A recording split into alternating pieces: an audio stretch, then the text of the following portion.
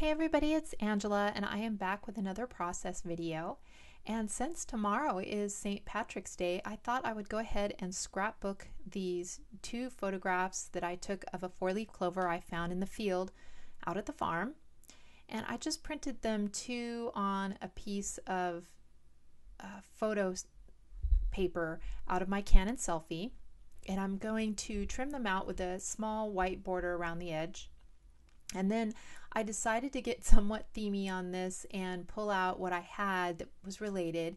And over to the side there on the right, you can see a little tiny wood mounted stamp that has a clover leaf on it. And that was just one in my stash. I think I got a tub of little tiny wood mounted stamps, like a bunch of flowers or foliage or something like that a long time ago. And so I pulled that out. And you can see I also have that template there, and that is from hot off the press. It's called Fold It Swirls. And back in the day, before you got all these pre-done embellishments, made for you by manufacturers, you had to kind of make your own embellishments. And so I would get these templates, and this template's from 2005, and I must have about 15 or 20 different templates, and I need to pull them out and use them more. But on this template, it has a little fold out or a little folded clover that you can make. So that mixed media piece of paper was just one out of my stash. I must have made it for a different layout and then not wound up using it. But since it was green and it was already done, I thought I would just go ahead and get it used, get it out of my stash. And then I also found this one ombre piece of green paper. I looked all over through my stash for green. I don't have a lot of forest green. So I'm going to go ahead and gut this in case I want to map my layout. And the green paper is also from hot off the press from way back in the day. And there you can see there's the four-leaf clover, and they give you a little template to trace and then some instructions on how to fold it. And essentially you just take your pencil through there, go around the lines, and then they also have some little fold lines that you can mark on there. And I'm going to do 3 on this piece of paper. I found another more olive green piece of paper that I do a couple more just to give a little bit more variation on my layout. So I'm going to do 3 with this color. And I've never done the clover on this template. I've used it for the swirls and the little flowers, but not for the clover. Or I guess they call them stars, I call them flowers. And then there's also some stems that come with these, and I went ahead and cut them out, but I didn't wind up using the stems on this layout. So there we go. And I'm just going to go ahead and cut and assemble one of them so you can kind of see how it works. And yeah, they had all kinds of journaling templates, pockets, tags, envelopes, yeah, you name it. And hot off the press has a template for it, and I think they have all these still available on their website. I think they still manufacture all of them. So there I cut it out, and now I'm going to do a fold on all the fold lines, and I'm folding the little flower petals up, or the clover petals up, so they'll have dimension. And so you just kind of go clockwise around, just kind of tucking the petals under each other. And there you go. It gives you a cute little four-leaf clover. So it was fun to be able to pull that out and, use it out of my stash. So I wanted to use this little stamp, and so I thought I would just kind of put some throughout the mixed media that's already on this piece of paper. Some of them I did the first stamp, and then I kind of double stamped them so that they were a little lighter, and so I'd have a little variation. I didn't like those 2 clovers. I put more on the left hand side, and I thought about turning my paper, but then all my clover would be sideways. So I'm going to have to work around that. And then I also take some oxide ink. I think this is the evergreen bough or something like that. Put a few darker colors in there. It's going to be real subtle and pushed back by the time the layout's done, so I'm not too worried about it. So that's the configuration I'm going to use, and I thought, well, what else am I going to put on here? I had a couple tags and stuff in my stash that had some green on them, and I think about matting my photos again, but didn't really need it. I have a little envelope and stuff. I don't wind up actually using any of these things, and I'm like, gee, what else can I put on here if I don't use these things?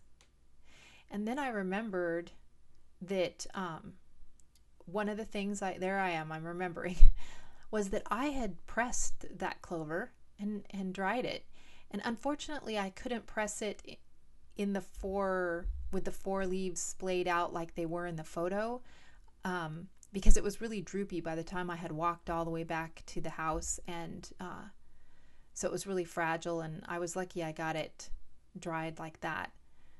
So yeah, I'm just going to laminate it, and it did kind of pucker up around the thing, so I'm just going to trim it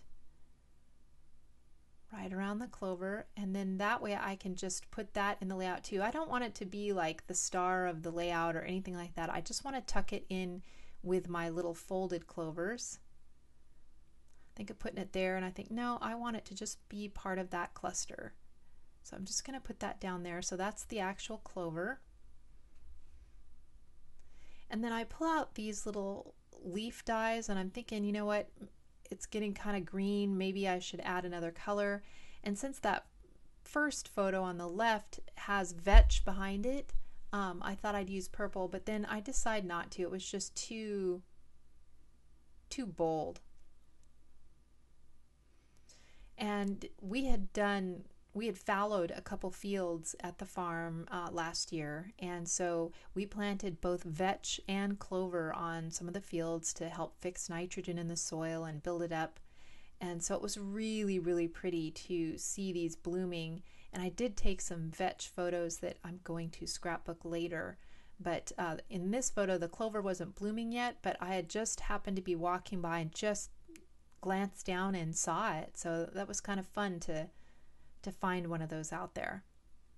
So I think about putting some gold thickers on there, but I have these green ones from Dear Lizzie that are pretty old, and I don't get to use them as often because of the color green they are, and since they would work for this, I thought it was a good opportunity to use more of them. I had broken into them, I think, just once before, so this way I'd get to use more of them. And I went ahead and used the letter 4 because I don't use my letters very often either, so this was also an opportunity to use a number because I don't use my numbers as much. So it's just going to be 4-leaf clover and as my title.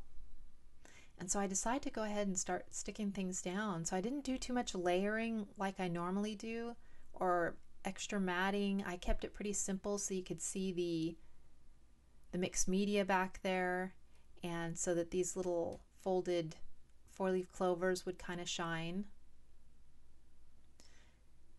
And so here I am. The tape runner was a little awkward on there, so I'm just using Zots instead.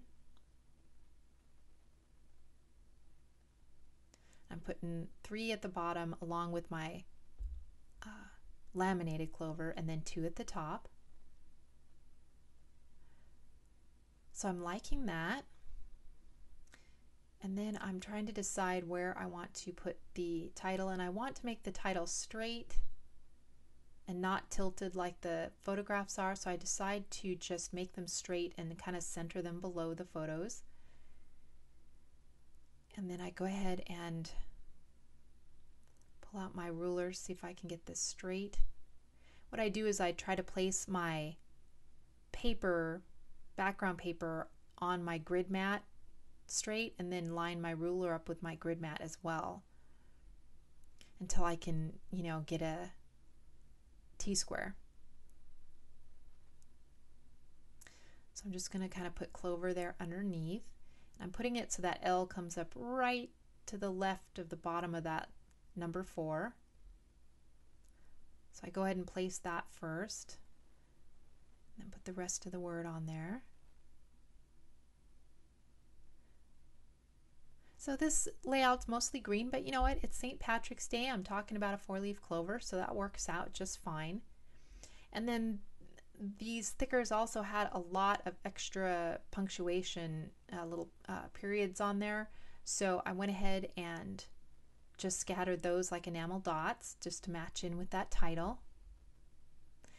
And then this Maggie Holmes gold sentiment sheet had a couple things that said hashtag lucky and lucky me and you make my days special. And so that just seemed, or magical, yeah, magical. So that just seemed to really work for the theme of what I was going here for.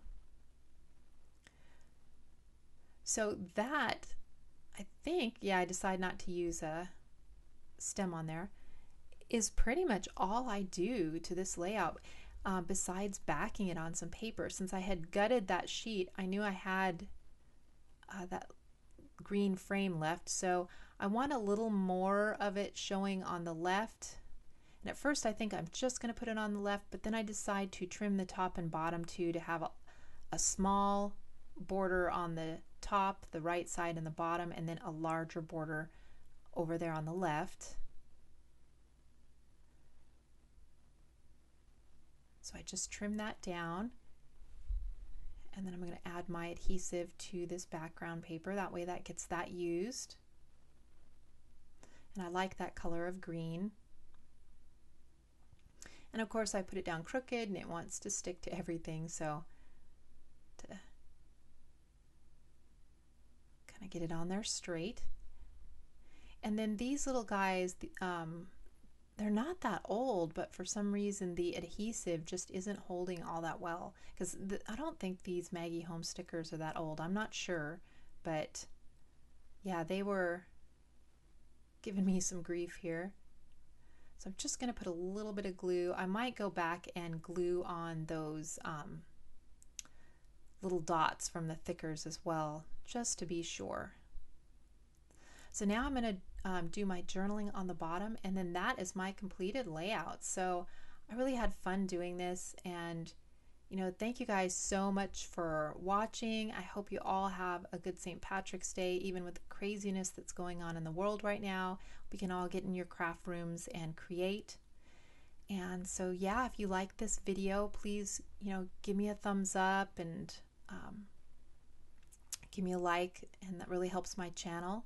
And if you have any questions or anything, just leave a comment down below. I love hearing from you guys. And there you go. So again, thank you so much for watching, and I will see you in the next video. Bye.